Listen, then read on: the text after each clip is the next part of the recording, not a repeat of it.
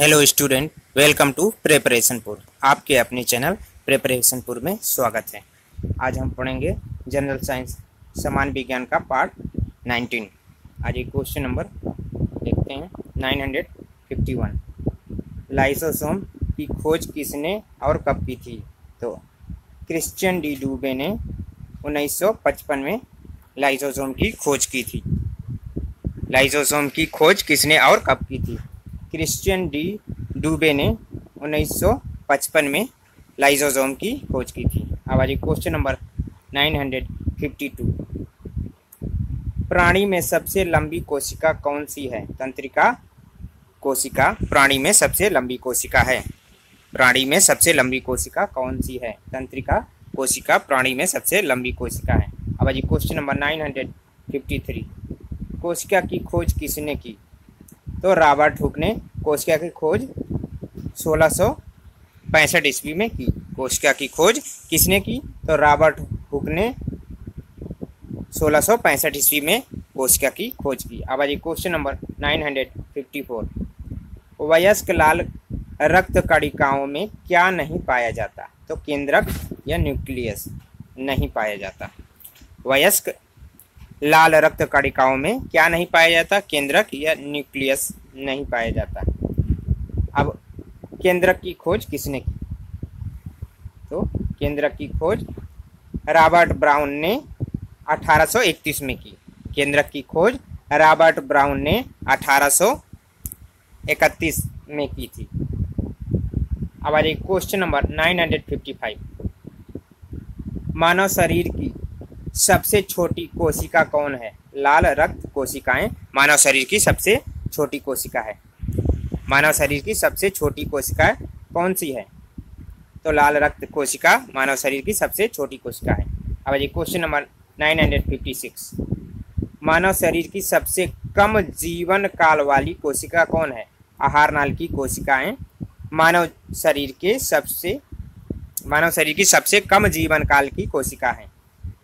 तो मानव शरीर की सबसे कम जीवन काल वाली कोशिका कौन है? तो आहार नाल की कोशिकाएं मानव शरीर की सबसे कम जीवन काल की कोशिकाएं। अब आज क्वेश्चन नंबर 957। कोशिका द्रव में कार्बोहाइड्रेट मात्रा कितने प्रतिशत होती है? तो 1%।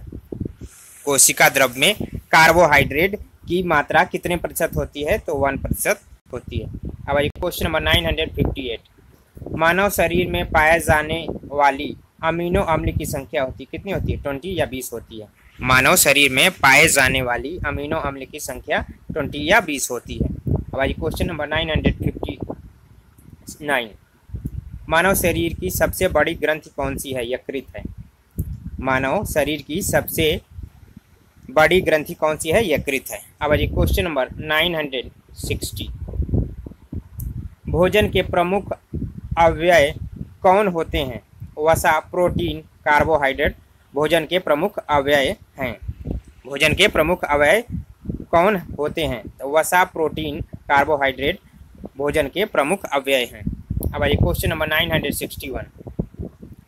उच्च श्वासित वायु में कार्बन डाइऑक्साइड की मात्रा कितनी होती है? तो 17%। उच्च श्वासित वायु में कार्बन डाइऑक्साइड की मात्रा कितनी होती है? 17% होती है। अब ये क्वेश्चन नंबर 962। मनुष्य में 1 मिनट में श्वसन दर कितनी होती है? 12 से 18 बार। मनुष्य में 1 मिनट में श्वसन दर कितनी होती है? 12 से 18 बार। मनुष्य 1 मिनट में कितनी बार सांस लेता है? तो 12 से 18 बार सांस लेता है। अब आज क्वेश्चन नंबर 963। बिच्छू के श्वसन अंग का क्या नाम है? तो पुष्ट फुफ्फुस।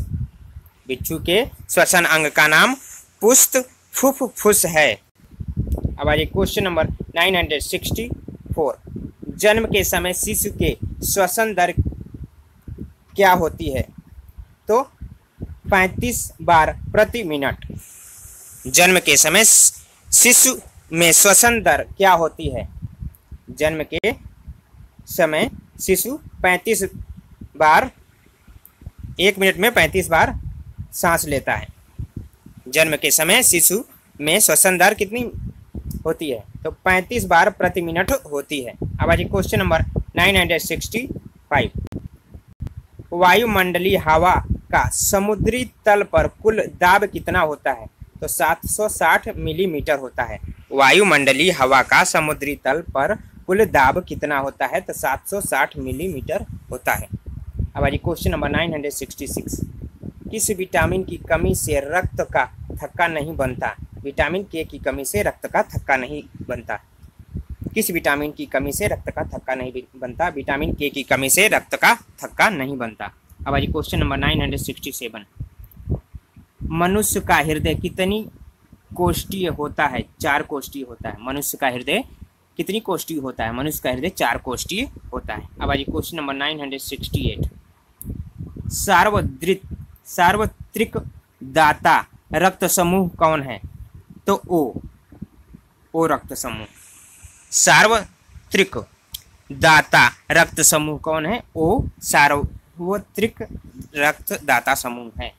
अब क्वेश्चन नंबर 969।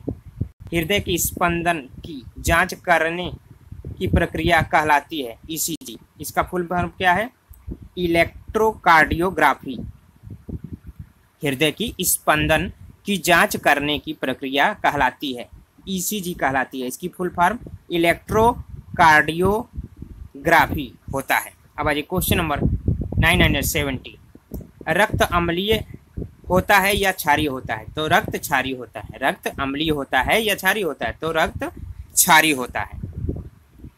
अब आज क्वेश्चन नंबर 971। स्फिग्नो नैनोमीटर से क्या नापते हैं? तो रक्त दाब नापते हैं। स्फिग्नो मैनोमीटर से क्या मापते हैं? तो स्फिग्नो मैनोमीटर से रक्त दाब मापते हैं। अब आज क्वेश्चन नंबर 972। एंटीबॉडी का अभाव किस में होता है? तो रुधिर वर्ग ए और बी में होता है।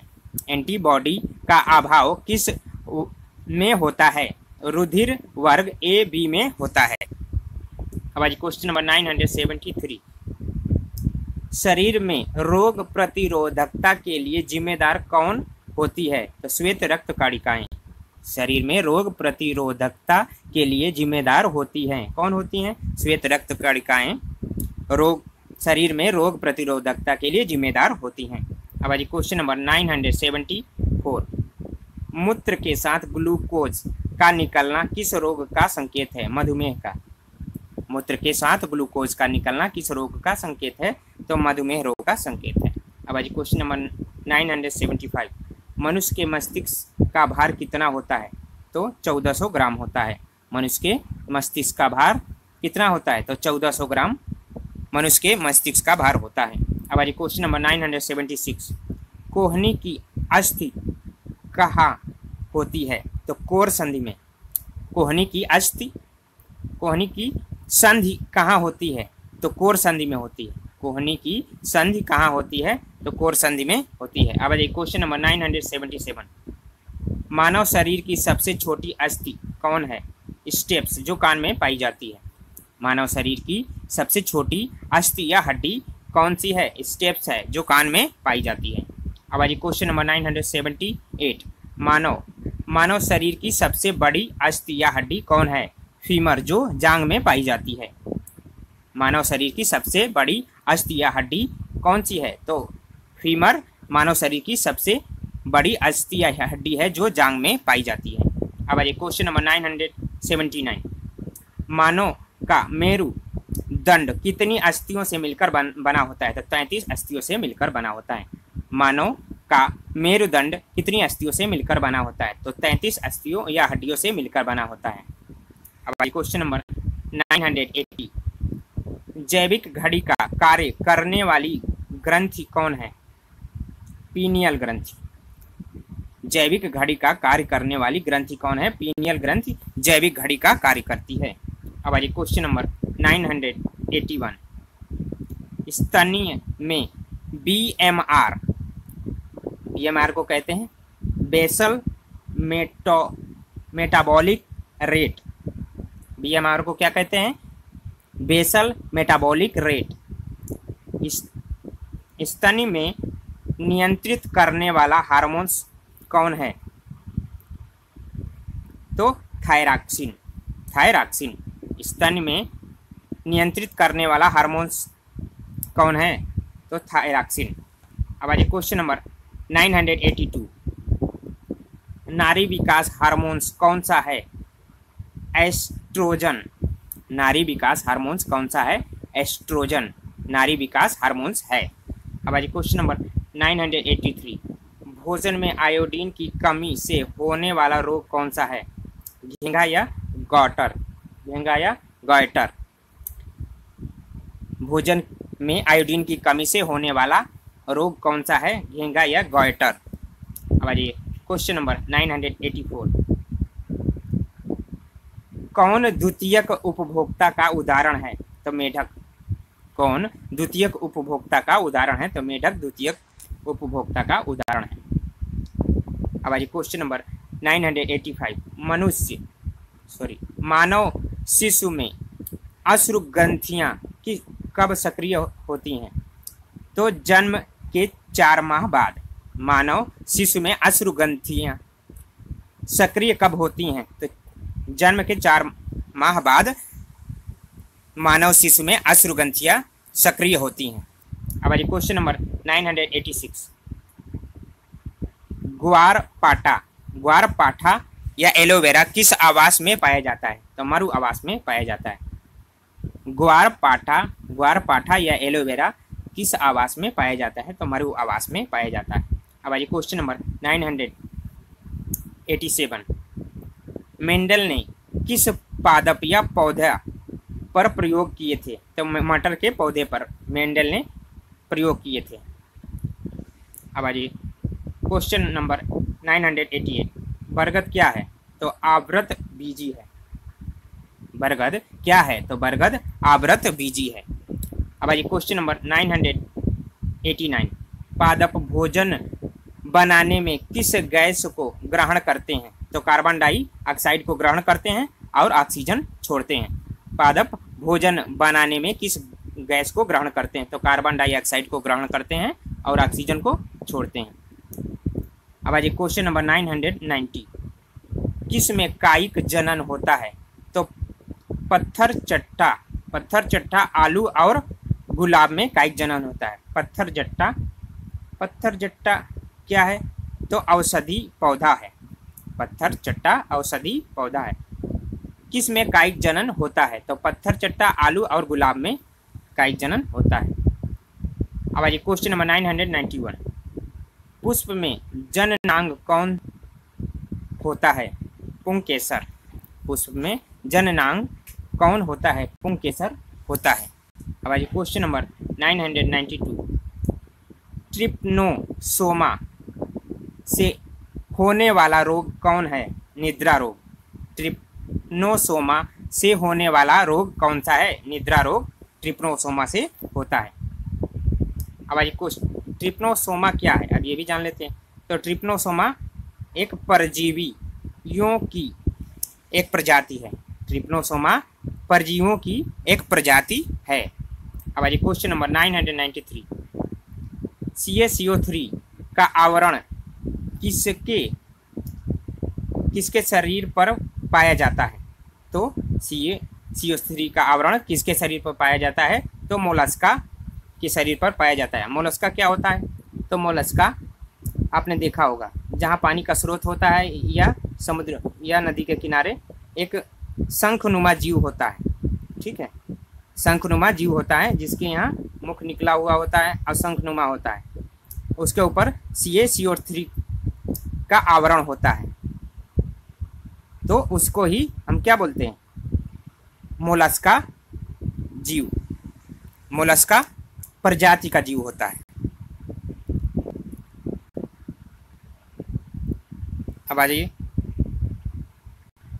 क्वेश्चन नंबर 994, एक बीज वर्ग का जंतु कौन है? उल्लू। बीज वर्ग का जंतु कौन है? उल्लू है। ए बीज वर्ग का जंतु उल्लू है। अब आइए क्वेश्चन नंबर 995, एनेलिडा जंतु कैसे होते हैं? तो बेलनाकार कृमि होते हैं। एनेलिडा जंतु कैसे होते हैं? तो बेलनाकार कृमि होते हैं। अब आइए क्वेश्चन नंबर 996, मछली के हृदय की क्या विशेषता होती है? तो 2 कोष्ठी हृदय होता है मछली का। मछली के हृदय की विशेषता क्या होती है? तो मछली का हृदय 2 कोष्ठी हृदय होता है। अब आइए क्वेश्चन नंबर 997, टिटनेस के टीके का नाम क्या है? टिटनेस के टीके का नाम क्या है?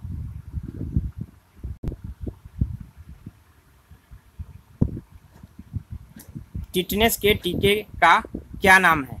तो DPT, diphtheria pertussis tetanus. Tetanus के टीके का क्या नाम है? DPT, जिसको फुल फॉर्म है डिप्थीरिया परटूसिस टेटनस। अब आइए क्वेश्चन नंबर 998, हाशियाकार कोशिका रक्तहीनता रोग होने का कारण क्या है? तो O2 की कमी, ऑक्सीजन की कमी से होता है। हाशियाकार कोशिका रक्तहीनता रोग होने का कारण क्या है? ऑक्सीजन की कमी, O2 की कमी। अब आइए क्वेश्चन नंबर 999, एक नवजात शिशु के जन्म के समय कितनी हड्डियां होती हैं? तो 300 हड्डियां होती हैं। एक नवजात शिशु के जन्म के समय कितनी हड्डियां होती हैं? तो 300 हड्डियां होती हैं। अब आइए क्वेश्चन नंबर 1000, मलेरिया के उपचार में प्रयुक्त एंटीबायोटिक दवा का नाम क्या है? तो क्लोरोक्विन। मलेरिया के उपचार में प्रयुक्त एंटीबायोटिक दवा का क्या नाम है? क्लोरोक्विन नाम है। आज के लिए इतना ही दोस्तों।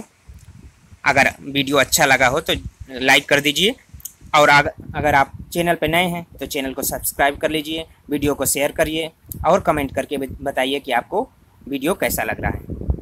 ओके दोस्तों, थैंक्स फॉर वॉचिंग।